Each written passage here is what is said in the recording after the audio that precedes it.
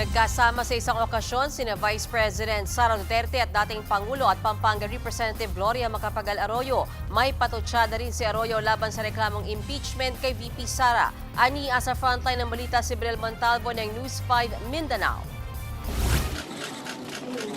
Mag-iisang buwan na nang ibunyag ni Vice President Sara Duterte ang plano niyang pagtakbo bilang Pangulo sa 2028. At habang papalapit ang butuhan, unti-unting nagpapahiwatig ang bise kung sinong makakasama niya sa eleksyon. Una, ang hindi niya pinangalan ng running mate na hindi pa raw desidido kung tatakbo bilang vice-presidente.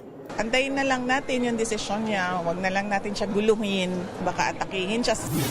At ngayon, ang apat na personalidad na lumapit na rin daw kay VP Sara.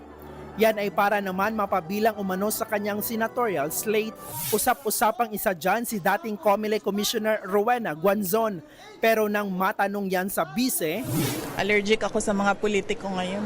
So, i-consider lang nila ako.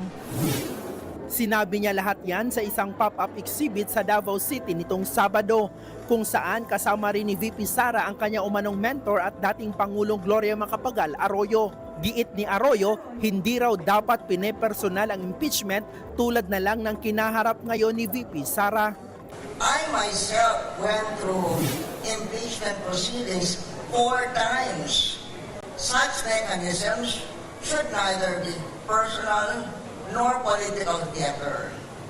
It is important that those in charge conduct the proceedings with sobriety, fairness, and fidelity to the law. Speaker Bojedi has said that the hearings on the impeachment complaints will be tackled fairly. The eyes of the Filipino nation are upon us in Congress. Sa isang event naman sa Digos City ngayong araw, may bagong birada ang bise laban sa ilang kongresista. Yung mga iilan sa mga members of the House of Representatives ay inaabuso yung kanilang posisyon at kapangyarihan at more than that ay lumalabas na para silang mga law benders.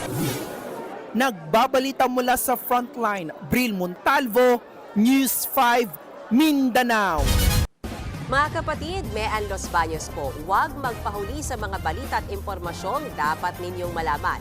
Para sa mas malawak na balitaan at diskusyon, mag-follow at mag-subscribe na sa social media pages ng News 5.